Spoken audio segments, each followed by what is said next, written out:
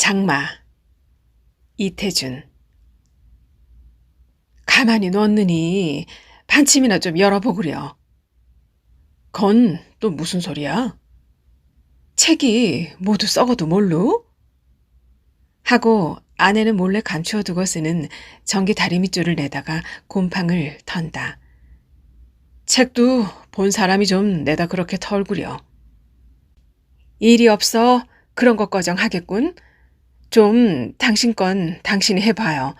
또 남 보고만 그런 것도 못 보고 집에서 뭘 했냐 마냐 하지 말고.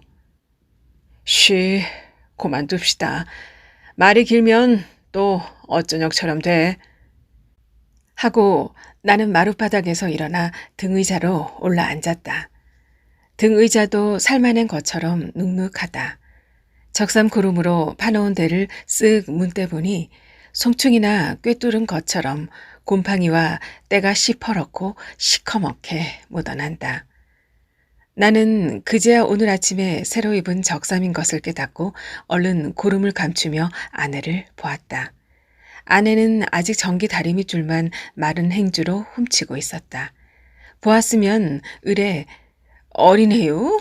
남 기껏 빨아들여 입혀놓으니까 하고 한마디 혹은 내가 가만히 듣고 있지 않고 맞받으면 10마디 20마디라도 나왔을 것이다. 늙은 내외처럼 흥흥거리기만 하고 지내는 것은 벌써 인생으로서는 피곤을 느낀 뒤이다. 젊은 우리는 가끔마다 한 번씩 오금을 박으며 꼬집어 떼듯이 말총을 쏘고 받는 것도 다음 시간부터의 새 공기를 위해서는 미상불 필요한 청량제이기도 하다. 그러나 요즘 2주일 동안은 비에 갇혀 내가 나가지 못한 때문인지 공연히 말다툼이 잦았다. 부부간의 말다툼이란 우리의 길지 못한 경험에선 언제든지 지내놓고 보면 공연스러웠던 것이 원칙으로 우리가 어쩌냐게 말다툼한 것도 다툴 이유로는 여간 희박한 내용이 아니었다. 소명이란 년이 하루에 옷을 4벌을 말아 놓았다는 것이 동기였다. 해는 나지 않고 젖은 옷은 썩기만 하는데 왜 자꾸 비를 맞고 나가느냐고 쥐어 박으니 아이는 악을 쓰고 울었다. 나는 시끄러우니까 탄할 밖에 없었다. 아이들이란 비도 맞고 놀아 버릇해야 감기 같은 것에 저항력도 생기는 것인데 어른이 옷을 말려 데일 수가 없다는 이유로 감금을 하려들 뿐만 아니라 구타까지 하는 것은 무슨 몰상식 무책임한 짓이냐고 하였더니 아내는 지지 않고 책임이라 하니 그런 책임이 어째 어멈에게만 있고 애비에겐 없을 리가 있느냐는 것이다. 또 그렇게 아이들이 하루에 옷을 몇 벌씩 말아 놓던지 달리지 않게 왜 옷을 여러 벌 사다 놓지 못하느냐. 또 젖은 옷도 썩을 새 없이 말릴 만한 그런 설비 완전한 집을 왜 지어놓지 못하느냐. 그러고도 큰 소리만 탕탕하고 앉았는 건 남편이나 애비된 자로서 무슨 몰상식, 무책임한 짓이냐 하고 우리 집 경제적 설비에 불완전한 점은 모조리 외이고 있었던 것처럼 지적해 가면서 특히 왜 못하느냐에 강한 악센트를 내가며 나의 무능을 힐짝하는 것이었다. 이런 경우에 나의 말막음은 역시 태연한 것으로 또 이건 무슨 약속 위반이야? 혼이 나기 전에 물질적으로는 어떤 곤란이 있든지 불평하지 않기로 약속한 건 누구야? 그래도 저쪽에서 나오는 말이 많으면 최후로는 그럼 마음대로 해봐. 이다. 이 마음대로 해보라는 말은 가장 함축이 많은 수로로서 저쪽에서 듣고만 있지 않고 마음대로 어떻게 하란 말이야?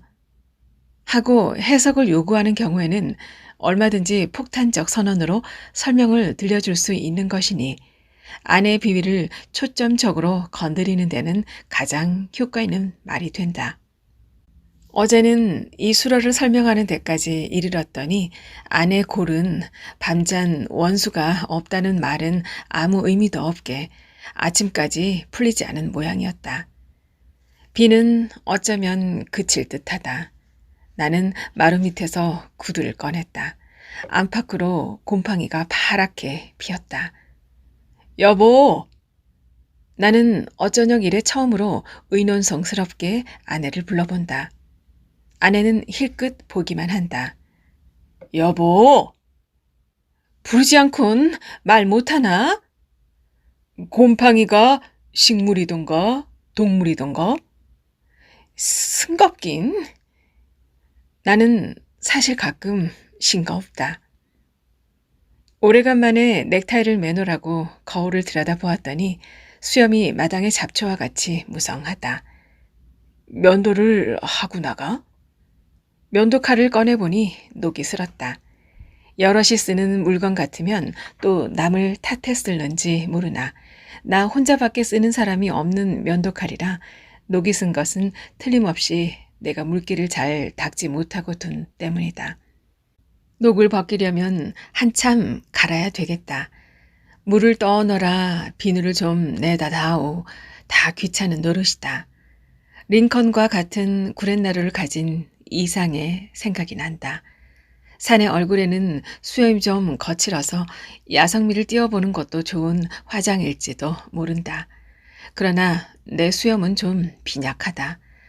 사진을 보면 우리 아버지는 꽤 긴 구렛나루이셨는데 아버지는 나에게 그것을 물리지 않으셨다.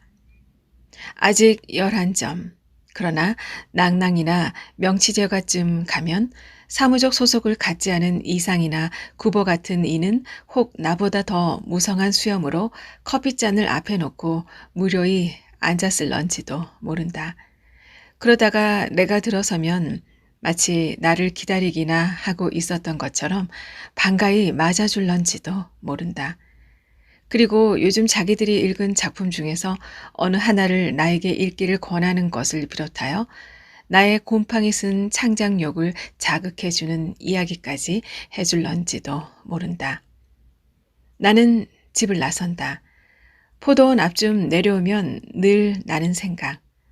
버스가 이 돌다리까지 들어왔으면 늘 오늘도 잊어버리지 않고 하면서 개울물을 내려다본다. 여러 날째 씻겨 내려간 개울이라 양치질을 하여도 좋게 물이 맑다. 한 아낙네가 지나면서 빨래하기 좋겠다 하였다. 이런 맑은 물을 보면 을에 빨래하기 좋겠다나 느낄 줄 아는 조선 여성들의 불우한 풍속을 슬퍼한다. 푸른 하늘은 한 군데도 보이지 않는다. 고개에 올라서니 하늘은 더욱 낮아진다. 곰본의 가게는 유리창도 열어놓지 않았고 세월 잃은 아이스구리 통은 교통방해가 되리 많지 길가에 나와 넘어졌다. 저 따위가 누굴 새기긴? 내가 초약이 되는 거 아냐. 이리네. 12살밖에 안 된 계집의 목소리 같은 곰보 안의 날카로운 소리다. 나는 곰보 가게라고 하지만 다른 사람들은 흔히 안주인을 표준으로 곱추 가게라고 한다. 얼굴은 늘 회충을 연상하게 창백한데 좀 모두가 소규모여서 그렇지 그만하면 이쁘다고 할 수 있는 눈이요, 코요, 입을 가지어서 곱추만 아니었다면 곰보로는 올려보지도 못할 미인이다. 병신이 되었기 때문에 할 수 없이 이 고개 마루턱에다 방수 가게나 내고 앉았는 곰보에게 온 모양으로 속으로는 남편을 늘 내까시껏 하는 자존심이 떠나지 않은 모양이었다. 가끔 지나는 귓결에 들어보아도 색시는 그 페이다만 앳된 목소리로 남편에게 저 따위가 어쩐다는 소리를 잘 썼다. 그러면 아내와는 아주 딴판으로 검고 우악스럽게 생긴 남편은 요것이? 하고 눈을 희뜩거리며 쫓아가 어디로 쥐는지 아야야 소리가 반은 비명이요 반은 앙탈이게 멀리 지난 뒤에도 들리는 것이었다. 사내는 그 가냘픈 그리고 방앗개비 다리처럼 꺾여진 색시에게 비겨 너무나 우람스럽게 튼튼하다. 어떤 날 보면 보성학교 밑에서부터 고개 마루터 저희 가게 앞까지 사이다니 바나나를 한 짐이나 되게 장본 것을 실은 자전차를 사뭇 탄 채로 올라오는 것이었다. 그런 장정에게 한번 아스라지게 잡히고 앙탈스런 비명을 내는 것도 그 색시로서는 은연히 탐내는 향락의 하나일지도 모른다. 비는 오고 물건은 팔리지 않고 먹을 것은 달린다 하더라도 남편과 단둘이 들어앉아 약인이 띠니하고 무슨 내기였던지 화투장이나 제끼는 재미도 어찌 생각하면 걱정거리 많은 이 세상에서 택함을 받은 생활일지도 모른다. 비는 다시 뿌린다. 남산은 뽀얗게 운무 속에 들어있다. 고개는 올라올 때보다도 내려갈 때가 더 무엇을 생각하며 걷기에 좋다. 얼굴 얼근이와 등 고분이에 붙여 저희끼리 난 곰보니 넌 곱추라도 좋다.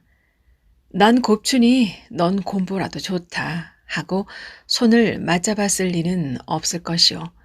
누구라도 사이에 들어서서 그러나 한쪽에 가서는 신랑이 곰보라는 말을 반드시 하였을 것이요.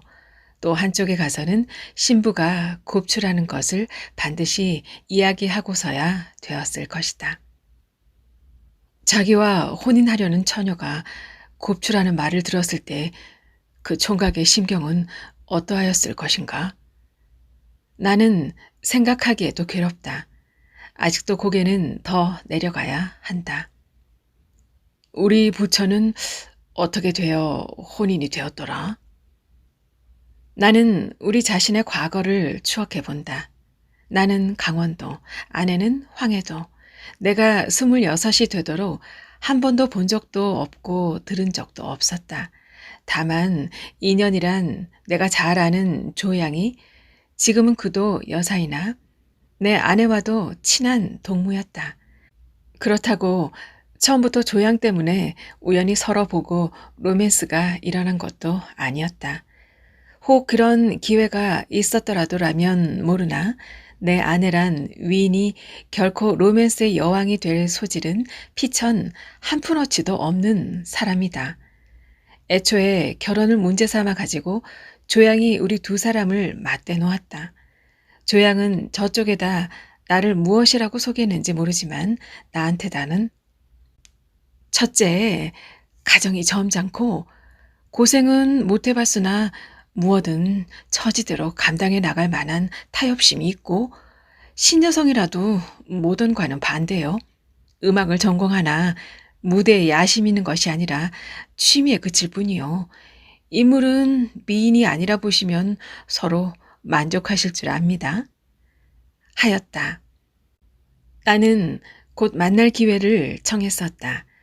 조양은 이내 그런 기회를 주선해 주었다. 나는 이발을 하고 양복에 먼지를 털어입고 구두를 닦아 신고 갔었다. 내가 보기만 하는 것이 아니라 나도 베이는 터이라 얼떨떨하여서 태블만 굽어보고 있었으나 대체로 그가 다혈질이 아닌 것과 겸손해 배는 것과 좀 수줍은 티가 있는 것과 얼굴이 구조 무자형인데 마음에 싫지 않았다. 그러나 결혼엔 사랑이 있어야 한다는데 사랑을 언제 해가지고 결혼에 도달할 건가? 이렇게 미리부터 결혼을 조건으로 하고 만나는 데는 순수한 사랑이 얼크러질 리가 없다. 이건 아무리 서로 마음에 들어 활동사진에 나오는 것 같은 러브씬을 가져본다 하더라도 어디까지 결혼하기 위한 선보기의 발전이지 로맨스일 리는 없다. 나는 차라리 만나본 것을 후회하였다.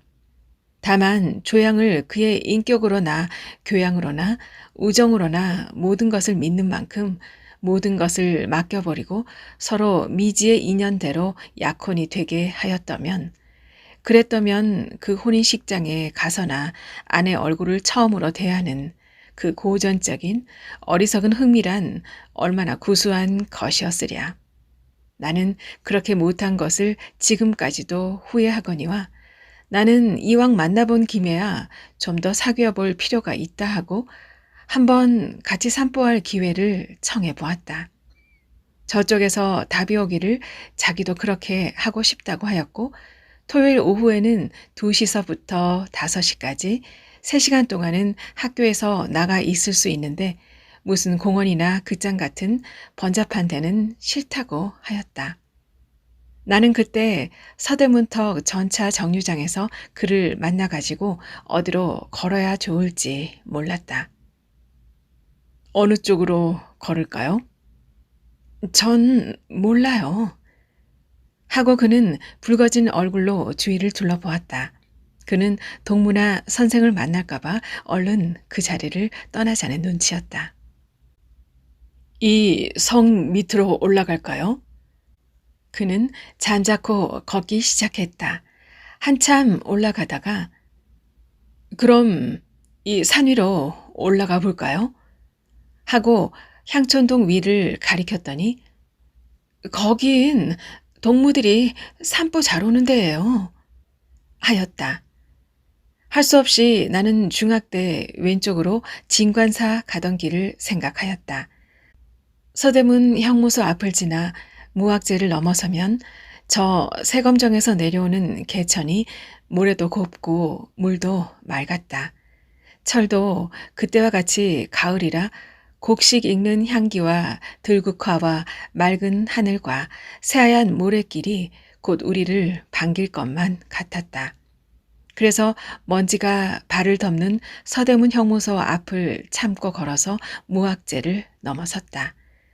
고개만 넘어서면 곧 길이 맑고 수정 같은 개천이 흐르리라고 믿었던 것은 나의 착각이었다. 얼마를 걸어도 먼지만 풀썩풀썩 일어난다. 걸음마차만 그 코를 찌르는 냄새에다 먼지를 일으키며 지나간다. 자동차나 한번 지나면 한참씩 눈도 뜰 수가 없고 숨도 쉴 수가 없다. 벌써 1시간이나 거의 소비했다. 조용한 말이라고는 한마디도 못 해보았다. 그 세검정서 내려오는 개천은 여간 더 멀리 걷기 전에는 만날 것 같지도 않았다. 햇볕은 제일 뜨거운 각도로 우리를 쏘았다. 나는 산을 둘러보았다. 이글이글 다른 바위뿐이다. 그러나 산으로나 올라가 앉을 자리를 찾는 수밖에 없었다. 산은 나무가 좀 있는 데를 찾아가니 맨 새빨갛게 송충이 먹은 소나무뿐이었다. 그리고 좀 응다리진 데를 찾아가 앉으니 시로리만한 물줄기에는 빨래꾼들이 철렵이나 하듯 법석이었다. 빨래 방망이들 소리에 우리는 여간 크게 발음을 하지 않고서는 서로 알아들을 수가 없었다. 아내는 성북동으로 처음 나와 볼 때 왜 그때 이렇게 산보하기 좋은 데를 몰랐느냐고 나를 비웃었고 소설을 쓰되 연애소설은 쓸 자격이 없겠다 하였다. 나의 변명은 그때 우리는 연애가 아니었다는 것이다. 그런 소리를 하면 아내는 실쭉해져서 그럼 한이 풀리게 연애를 한번 해보구려 하는 것이다. 아닌 게 아니라 가끔 연애욕이 일어난다. 이것은 누구에게나 영원한 식욕일지도 모른다. 또 얼마를 해보든지 늘 새로운 것이어서 포만 될 줄 모르는 것도 이것일지 모른다. 버스는 오늘도 놀리고 간다. 우산을 접으며 뛰어가려니까 출발해 버린다. 나는 굳이 버스의 뒤를 보지 않으려 그 얄미운 버스 뒤에다 광고를 낸 어떤 상품의 이름 하나를 기억해야 할 의무를 가지지 않으려 다른 데로 눈을 피한다. 벌써 3년째 거의 날마다 집을 나와서는 의뢰 버스를 타지만 뛰어오거나 와서 기다리거나 하지 않고 오는 그대로 와서 척 올라탈 수 있게 그렇게 버스와 알맞게 만나본 적은 한 번도 없다. 그 여러 100번에 한두 번쯤은 그런 경우가 있는 편이 도리어 자연스러운 일일 것 같은데 아직 한 번도 그 자연은 오지 않는다. 그러나 어디로 먼저 갈까? 나는 한참 생각하다가 어느 편으로고 먼저 오는 버스를 타기로 한다. 총독부행이 먼저 온다. 꽤 고물이 된 자동차다. 억지로 비비고 운전수 뒷자리에 앉았더니 기계에 그림도 치지 않았는지 차를 정지시킬 때와 출발시킬 때마다 무엇인지 불부삽 자루만 한 것을 잡아당겼다 밀었다 하는데 그놈이 귀가 찢어지게 삑삑 소리를 낸다. 그러나 이 총독부행의 코스를 탈 때마다 불쾌한 것은 도남은 정류장을 거쳐야 하는 데 있다. 거기 가서는 감독이 꼭 가래야만 차가 움직이는데 감독의 심사는 10번에 한 번도 차를 곧 떠나게 하는 적이 없다. 차 안의 모든 눈이 이 자식아 얼른 가라고 해라 하는 듯이 쏘아보기를 어떤 때는 목욕탕에 들어 앉았을 때처럼 하나, 둘 하고 수를 헤어보면 무릇 70, 80까지 헤이도록 해야 가라고 하는 것이다. 그나 그뿐이 아니라 번쩍하면 앞차로 갈아타라, 뒤차로 갈아타라 해서 어떤 신경질 승객에게서는 바가야로 소리가 절로 나오게 되는데 제1에나 같은 키 큰 승객이 욕을 보는 것은 기껏 자리를 잡고 앉았다가 앉을 자리는 벌써 다 앉아버린 다른 차로 가서 목을 펴지 못하고 억지로 바깥을 내다보는 체하며 서서 가야 하는 것이다. 망할 자식, 무슨 심사로 차를 이렇게 오래 세워도? 또 저 자식은 밤낮 앞차로 갈아타라고만 하더라. 빌어먹을 자식.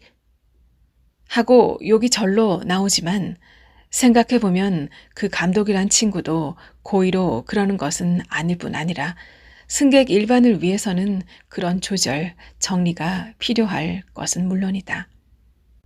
그러나 이런 사회학적 사고는 나중 문제요. 먼저는 모두 저갈 길부터 바빠서 욕하고 눈을 흘기고 하는 것이 보통이니 이것은 조선사회에 아직 나 같은 공덕 교양이 부족한 분자가 많기 때문인지 몰라도 아무튼 버스 감독이란 것도 형사나 새 관리만 못하지 않게 친화력과는 담싼 직업이다. 오늘도 다행히 차는 바꿔 타란 말이 없었으나 헤이기만 했으면 아마 이르는 헤었을 듯해서야 차가 움직이었다. 안국동서 전차로 갈아탔다. 안국정이지만 아직 안국동이래야 말이 되는 것 같다. 이 동이나 이를 깡그리 정화시킨 데 대해서는 적지 않은 불평을 품는다. 그렇게 비즈니스의 능률만 봄니로 문화를 통제하는 것은 그릇된 나치스의 수입이다.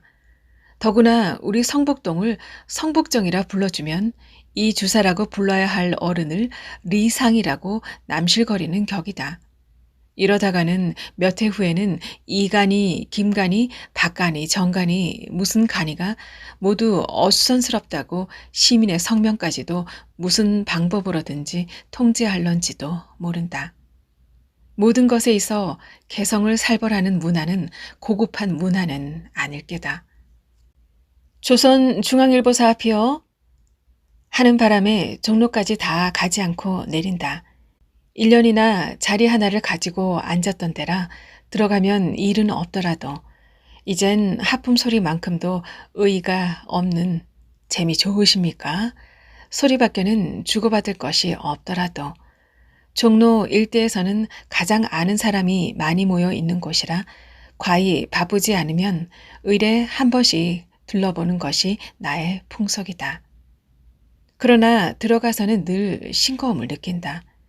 나도 전에 그랬지만 손목만 한번 잡아볼 뿐, 그리고 옆에 의자가 있으면 앉으라고 권해볼 뿐, 저희 쓰던 것을 수굿하고 써야만 한다.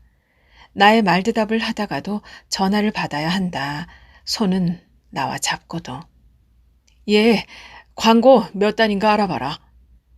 소리를 급사하게 질러야 한다. 선미다분한 여수가 사회부장 자리에서 강도나 강간 기사 제목에 눈살만 찌푸리고 앉아는 것은 아무리 보아도 비극이다.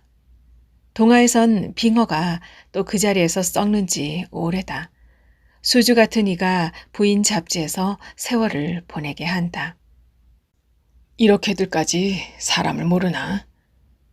좋게 말하자면 사원들의 재능을 만점으로 가장 효과적이게 착취할 줄들을 모른다.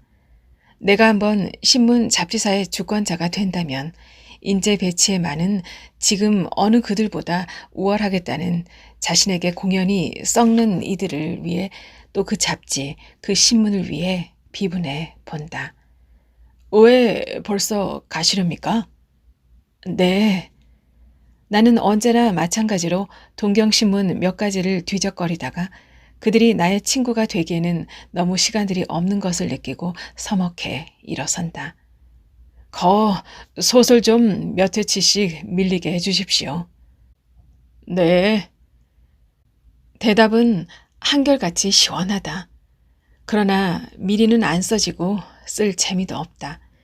이것은 참말 수술이라도 해야 할 악습이다. 이러고 언제 신문소설이 아닌 본격 장편을 한 편이라도 써보나 생각하면 병신처럼 슬퍼진다. 출판부로 내려와 본다. 여기 친구들도 바쁘다.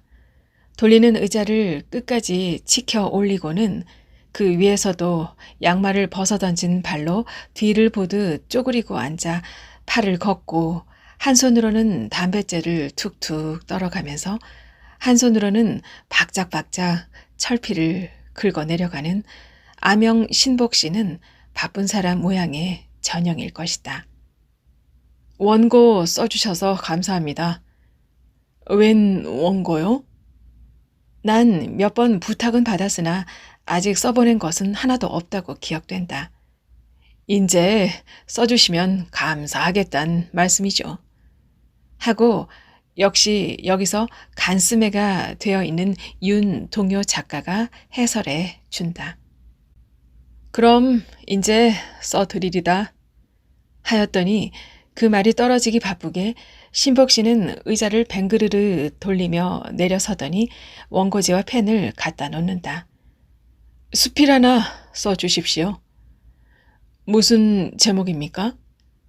바다 하나 써주십시오. 나는 장문 한 시간을 하지 않으면 안 되게 되었다. 바다. 멀리 쳐다보이는 것은 비에 젖은 북한산이다. 들리는 건 처마물 떨어지는 소리와 공장에서 윤전기 돌아가는 소리다. 바다. 암만 바다를 불러보아도 내가 그리려는 바다는 550리를 동으로 가야 나올 게다. 한 줄 쓰다 찍, 두 줄 쓰다 찍. 장문 시간에 학생들에게 심히 굴지 말아야 할 것을 느낀다. 파리가 날라와 손등에 앉는다. 장마파리는 구데기처럼 처근처근하고 서물거리는 감촉을 준다. 날려버리면 이내 또 그 자리에 와 앉는다. 이런 때 끈끈이를 손등에다 발랐으면 요 파리란 놈이 달라붙어 가지고 처음 날릴 때 멀리 달아나지 않은 것을 얼마나 후회할까 생각해 본다. 그러다 보니 바다를 써야 할 것을 한참이나 잊어버리고 있었다. 이 선생님? 네? 조광 내월호 어느 날 나오는지 아십니까? 모릅니다. 하고 가만히 생각해 보니 알더라도 모른다고 해야 할 대답이다. 신문들의 경쟁보다 잡지들의 경쟁은 표면화되어 있다. 중앙과 조강에 다 그만치 놀러 다니는 나를 이 두 군데서 다 이런 것을 묻기도 하는 반면 요 시찰 인시할지도 모른다. 모른다가 아니라 그럴 줄 알아야 할 사실이다. 좀 불쾌하다. 또 깨달으니 바다를 한참이나 잊어버리고 있었다. 말동무가 그립다. 조광사에 들러보고 싶은 생각도 난다. 그러나 들르나 마나다. 뻔한 노릇이다. 노사는 전화로 마치고 가기 전에는 자리 없기 일쑤요. 일본은 직접 편집에 양쪽으로 바쁘니요. 서경은 사파 그리기에 한참씩 눈을 찌푸리고 빈 종이만 내려다보아 얼른 보기엔 한가한 듯하나 질적으로 바쁘니다. 바로 낭랑으로 가니 웬일인지 유성기 소리가 나지 않는다. 그러나 문만 밀고 들어서면 누구나 한 사람쯤은 아는 얼굴이 앉았다가 반가이 눈짓을 해줄 것만 같다. 긴장에 들어서서는 앉았는 사람부터 둘러보았다. 그러나 원체 손님도 적거니와 모두 나를 쳐다보고는 이내 시치미를 떼고 돌려버리는 얼굴뿐이다. 들어가 구석자리 하나를 차지하고 앉는다. 불쾌하다. 내가 들어설 때 쳐다보던 사람들은 모두 낭낭때가 묻은 사람들이다. 인사는 서로 하지 않아도 낭낭에 오면 흔히는 만나는 얼굴들이다. 그런 정도로 아는 얼굴은 숫째 처음 보는 얼굴만 못한 것이 보통이다. 그런 얼굴들은 내가 들어서면 나도 저희들에게 그런 경우에 그렇게 할 수 있듯이 저자 또 오는군 하고 이유 없이 일종의 멸시에 가까운 감정을 가질 것과 나아가서는 저자는 무얼에 먹고 살길래 벌써부터 찻집 출근이람 하고 자기보다 결코 높지 못한 아무 걸로나 평가해 볼 것에 미쳐서는 여간 불쾌하지 않다. 커피 한 잔을 달래 놓았으나 컵에 국물이 도는 것이 구미가 당기지 않는다. 그 원료에서부터 조리에까지 좀 학적 양심을 가지고 끓여놓은 커피를 마셔봤으면 싶다. 그러면서 화제 없는 이야기도 실컷 짓거려 보고 싶다. 나는 심부름하는 애를 불렀다. 너 2층에 올라가 주인 좀 내려오래라. 아직 안 일어나셨나 본데요. 지금 몇 시인데 가서 깨워라. 누구시라고 여쭐까요? 글쎄 그냥 가 깨워라. 괜찮다. 하고 오기니깐 그 애는 올라간다. 주인은 나와 동경시대에 사귄 눈물의 기사 이군이다. 눈물이 천재가 있어 공연한 일에도 하고 감탄만 한 번 하면 곧 눈에는 눈물이 차버리는 친구로 밤낮 찻집에 다니기를 좋아하더니 나와서도 화신상회에서 꽤 고급을 주는 것도 미술가를 이해해주지 못한다는 불평으로 이내 그만두고 이 낭랑을 차려놓은 것이다. 그는 나를 만나면 늘 조용히 하고 싶은 말이 있노라 했다. 한 번은 밤에 들렀더니 2층에 있는 자기의 방으로 끌고 가서 자기가 연애를 하는 중이라고 말하였다. 상대자는 서울 청년들이 누구나 우러러보지 않는 사람이 없는 평판 높은 미인인데 그 모두 쳐다만 보는 높은 들창에 열쇠를 차지한 행운의 사나이는 자기란 것과 그렇게 되기 위해서는 열몇 달이라는 시일을 두고 이 낭랑의 수입을 온통 걸어가면서 못 사나이의 마술을 막아가던 이야기를 눈물이 글썽글썽해서 하였다. 그리고는 자네 알다시피 내겐 처자식이 있지 않나. 이를 어쩌면 좋은가? 하고 그것을 좀 속 시원히 말해달라 하였다. 나는 오래 생각할 것도 없이 만일 내 자신에게 그런 경우가 생겨도 그렇게밖에는 할 도리가 없기 때문에 단념해보게 하였다. 어느 편을? 하고 그의 눈은 최대 한도의 시력을 내었다. 연인을? 하니 건 죽어도 하였다. 그럼 연애를 그대로 하게나 하였더니 아내는 그냥 두고 말이지? 한다. 그럼 몰래 하는 연애까지야 아내가 간섭 못할 것 아닌가? 결혼을 할 작정이면 몰라도 자네 결혼까지 하고 싶은가? 하였더니 그럼 하고 그는 고개를 숙였다. 나는 죽어도 단념할 수는 없다니 자네 나갈 탓이지 제3자가 뭐라고 용회하나? 하고 물러 앉으려 하였더니 그는 내 손을 덤벅 잡고 아직 우린 순결하네.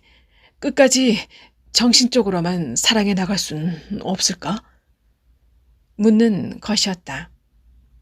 그건 참 단념하는 것만은 못하나 좋은 이상이긴 하네. 하였더니 그는 이상이라? 그럼 불가능하리란 말일세 그려? 했다. 그리고 그 여자의 초성화 그린 것을 내다보이며 미인 아닌가? 하면서 울었다. 그 뒤 얼마 만에 만났더니 그는 얼굴이 몹시 상했고 한쪽 손 무명지를 붕대로 칭칭 감고 있었다. 왜 그러냐 물었더니 생인 손을 알아 잘라버렸네. 하는데 그 대답이 퍽 부자연스러웠다.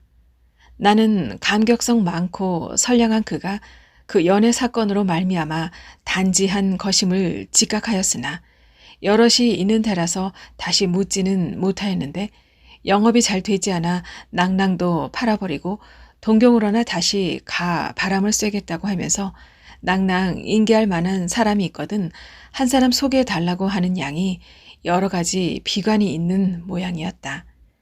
그 뒤로는 다시 못 만났는데 심부름하는 아이는 한참 만에 내려오더니 주인 선생님이 일어나셨는데 어디로 나가셨나 봐요. 아마 댁으로 진지 잡수러 가셨나 봐요. 하는 것이다. 집에? 집에가 잡숫니? 늘? 어쩌다 조선 음식 잡수고 싶으면 가시나 봐요. 한다. 굽어도 이상도 나타나지 않는다. 비는 한결같이 구질구질 내린다. 유성기 소리도 나기 시작한다. 누구든지 한 사람 기어이 만나보고만 싶다. 대판옥이나 이란 서방쯤 가면 어쩌면 월파나 일석을 만날지도 모른다. 친구? 나는 이것을 생각하며 낭낭을 나서 비 내리는 포도를 걷는다. 낭낭의 이군만 해도 서로 친구라고 부르는 사이다. 그러나 그가 그의 집으로 갔나 보다고 할 때 나는 그의 집 안을 상상하기 너무나 막연하다. 그의 어머니는 어떤 부인이요? 아버지는 어떤 양반이요? 대체 이군은 어디서 나오며 소학교는 어디를 다녔으며 어릴 때 그는 어떤 아이였더랬나. 나는 깜깜이다. 그가 만일 친상을 당했다 하더라도 나는 어떤 노인이 죽은 것을 의미하는 것인지 막연할 것이다. 그의 조상에는 어떤 사람이 낳았나? 그의 어린애들은 어떻게 생긴 아이들인가 모두 깜깜하다. 이러고도 친구가 아닌가? 친구라 할 수 있는 것인가? 생각이 들어간다. 생각해보면 오늘 만나본 중앙일보사의 모든 사람들, 또 지금부터 만났으면 하는 구보나 이상이나 월파나 일석이나 모두 안 그런 친구는 하나도 없지 않는가. 모두 한 신문사에 있었으니깐 알았고 한 학교에 있으니깐 알았고 한 구인 회원이니깐 아는 것뿐이 아닌가. 직업적으로 사무적으로 자주 만나니까 인사하고 자주 인사하니까 손도 잡고 흔들게 되고 하는 것뿐이지 더 무슨 애틋한 그리워해야 할 인연이나 정분이 어디 있단 말인가. 친구 간에 어쩌고 어쩌고 하는 말이 모두 쑥스럽지 않은가? 그러자 나는 몇 어렸을 때 친구 생각이 난다. 용기, 홍봉이, 학순이, 봉송이 그들은 정말 친구라 할 수 있을까? 어려서 발가벗고 한 개울에서 헤엄치고 자랐다. 그래서 용기 다리에는 무슨 험집이 있고 봉성이 잔등에는 기미가 몇인 것까지도 안다. 학순이는 대운동회 때 나와 2인 삼각의 짝이 되어 1등을 탄 다음부터 더 친하게 놀았다. 그들의 조부모는 어떤 사람들이고 부모는 어떤 사람들이고 죄 안다. 그들의 집안 풍경까지도 소상하다. 누구네 집 마당에는 수수 배나무가 서고 누구네 집 뒷동산에는 밀살구 나무가 선 것까지도. 참, 지난 봄에 학순에게서 편지 온 걸. 나는 아직 답장을 해주지 못한 것을 깨닫는다. 몇 가지 부탁이 있는 것까지 모른 채 버리고 만 것이 생각난다. 그때 즉시 답장을 하지 못한 것은 바빠서라기보다 그냥 모른 척 해버리고 싶었기 때문이다. 그의 편지 사연은 지금도 기억할 수 있다. 어느 잡지책에선가 보니 자네가 달밤이란 소설책을 냈대 그려. 이 사람 내가 얘기책 좋아하는 줄 번연히 알면서 어쩌면 그거 한 권 안 보내준단 말인가? 그런데 책 이름을 어째 그렇게 지었나? 추월색이니 강상명월이니 많지 운치가 없지 않은가? 그런데 내용은 물론 연애 소설이겠지. 하여간 한번 읽어보고 싶네. 부디 한 권 붙여주기 바라며 또 한 가지 부탁은 돈은 못 붙이나 담배 꽁댕이를 모아 담아 먹으려 하니 아주 쬐꼬만 고불통 물뿌리 하나만 사서 달밤과 함께 똘똘 말아 붙여주게. 야시에 가면 10전짜리 그런 고불통이 있다네. 소학교 이후 그는 농촌에만 묻혀 있으니 남의 창작집을 추월색 따위 이야기책과 비교 말하려는 것이 무리는 아니나 좀 불쾌하기도 하고 달밤을 보낸 데짜 그의 기대에 맞을 리가 없을 것이 뻔하여 그 고불통까지도 잠자코 내버려 뒀던 것이다. 나는 후회한다. 그가 알고 읽든 모르고 읽든 한 책 보내주어야 할 정리에 쥐뿔 같은 자존심만 내인 것을 후회한다. 나는 진고개로 들어서서 고불통 마도로스 파이프부터 눈여겨보았다. 하나도 10전 급의 것은 없다. 모두 5, 6원 한다. 이런 것은 그에게 달밤이 맞지 않을 이상으로 당치 않을 것들이다. 대판옥 서점으로 들어섰다. 책을 보기 전에 사람부터 둘러보았으나 아는 이는 한 사람도 없다. 신간서도 변변한 것이 보이지 않는데 장마때에 무슨 먼지가 앉았을라고 점원이 총채를 가지고 와 두드리기 시작한다. 쫓겨나와 이란 서방으로 가니 거기도 아는 얼굴은 하나도 없는 듯하였는데 그 아는 얼굴이 아니었던 속에서 한 사람이 번지르르한 레인코트를 털면서 내 앞으로 다가왔다. 이군 아냐? 그의 목소리를 듣고 보니 전에 안경 안 썼던 때의 그의 얼굴이 차츰 떠올라온다. 강군? 나도 그의 성을 알아맞혔다. 중학때 한반이었던 사람이다. 그는 나의 손을 잡고 흔들면 흔들수록 옛날 생각이 솟아나는 듯 자꾸 흔들기를 한참 하더니 나를 본정 그릴로 데리고 간다. 클락에 들어서 모자를 벗는 것을 보니 머리는 상고머리요. 레인코트를 벗는 것을 보니 양복 저고리 에리에는 일장기 빠찌를 척 꽂았다. 자리를 정하고 앉더니 그는 그 일장기 꽂힌 옷깃을 가다듬고 그간 자네 가스약 부리는 신문 잡지에서 늘 봤지? 하였고 그 다음에는 그래 돈줄 잡았나? 하는 것이다. 돈? 하고 나는 여러 가지 의미의 고소를 그에게 주었다. 그리고 자넨 좀 붙들었나? 물었더니 글쎄 낚시는 몇 개 당겨놨네만 하고 맥주를 자꾸 먹으라고 권하더니 자기도 한 잔 들이켜고 나서는 자네도 알겠지만 세상 일이 다 낚시질이 되구려. 알아듣겠나? 미끼가 든단 말일세. 허허. 하고 선웃음을 치는 것이 여간 교재 속에 닳지 않았다. 나 그간 저 황해도 어느 해변에 가 간사지 사업을 좀 했네. 간사지라니? 나는 간사지가 무엇인지 모른다. 그는 허이 안방 도련님일세 그려? 하고 설명해 주는데 들으니 조수가 들락날락하는 넓은 벌판을 변두리를 막아 다시는 조수가 못 들어오게 하고 그 땅을 개간한다는 것이다. 한 4, 50정보 만들어 놨네. 하더니 내가 그 사업의 가치를 잘 몰라주는 것이 딱한 듯. 잘 팔리면 50만 원쯤은 무료할 걸세. 난 본부에 들어가서도 막 뻗치네.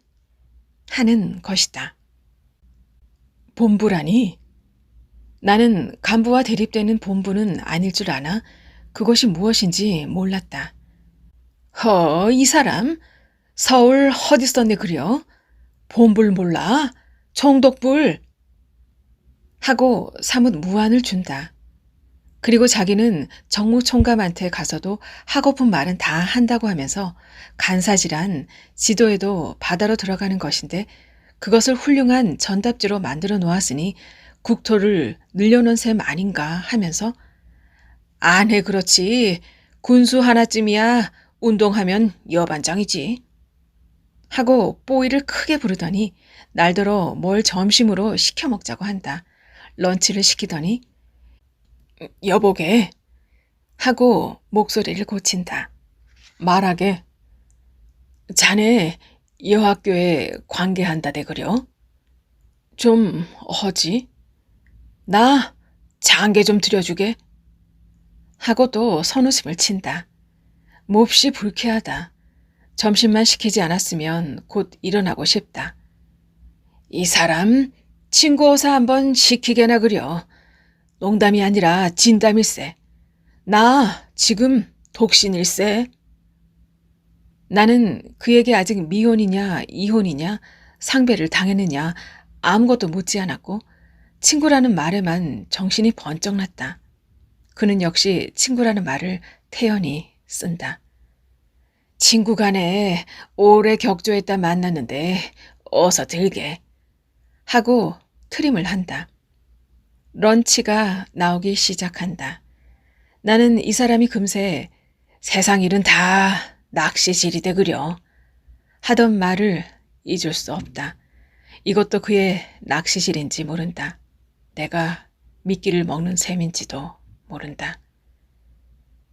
여잔 암만 해도 인물부터 좀 있어야겠네. 자넨 어떻게 생각하냐? 나는 옳지, 낚시질 시작이로구나 하고 글쎄 하였을 뿐이다. 생각하면 낚시질이란 반드시 어부편에만 이익이 돌아가는 것은 아니다. 고기가 미끼만 곧잘 따먹어낼 수도 없지는 않은 것이다. 그가 비싼 것을 시키는 대로 그가 권하는 대로 내 양껏 잘 먹고 잘 소화해 볼 생각이 생긴다. 그는 나중에 자넨 문학가니까 연애나 결혼이나 그런 방면에 나보다 대갈 줄 아네. 자네가 간택한 여자라면 난 무조건 하고 복승할 테니 아예 농담으로 듣지만 말게. 내 자랑 같네만 본부에 있는 친구들 섞건 참 자네 뭐뭐뭐 사무관 아나? 한다. 알택있나? 며칠 안 있으면 도지사 돼 나갈 걸세. 그런 사람도 당당한 재산가 영양들만 소개하지만 자네 소개가 원일세. 소설에 나오는 것 같은 쪽 뽑은 신여성 하나 권해주게. 내 어려운 살림은 안 시킬 걸세. 그리고 친구간이니 말일세만 독신된 후론 자연 화력의 계집들과 상종이 되니 이 몸도 괴롭고 첫째 살림꼴이 되나 어디. 하더니 명함 한 장을 꺼내주고 서울 오면 교재상 어쩔 수 없어서 비전옥에 들어있으니 자주 통신을 달라 한다. 그리고 길에 나와 헤어져서 저만치 가다 말고 돌아서더니 꼭 믿네 하고 소리를 지르는 것이다. 그가 이제부터 또 누구에게 낚시는 몇 개 당겨놨네만 하는 말에는 오늘 나에게 런치 먹인 것도 들어갈런지도 모른다. 비는 그저 내린다. 못 먹는 맥주를 2컵이나 먹었더니 등허리가 후끈거린다. 이런 것이 다 나에게도 교재수도 공부일지 모른다. 지금쯤 아내는 골이 풀어졌을 듯도 하다. 그러나 내가 들어서면 또 절로 새침해질런지도 모른다. 내 어려운 살림은 안 시킬 걸세. 하던 강군의 말이 잊혀지지 않는다. 난 아내에게 어려운 살림을 시키는 남편이다. 나는 낭랑 뒤를 돌아 중국 사람들의 거리로 들어섰다. 아내가 젖이 잘 나지 않던 어느 해다. 누가 중국 사람들이 먹는 돼지족을 사다 먹이라 하였다. 사다 먹여보니 젖이 잘 나왔다. 여러 번 먹어보더니 맛을 들여 젖은 안 먹이는 지금도 그것만 사다 주면 좋아한다. 나는 천중원에 들러 제일 큰 것으로 하나 샀다. 그리고 그 길로는 한도로 갔다. 고불통은 다른 날 사보내기로 하고 우선 달밤만 한 책을 학순에게 붙였다. 우리 성북동 쪽 산들은 그저 뽀얀 이슬비 속에 잠겨 있다. 조광, 1936년 10월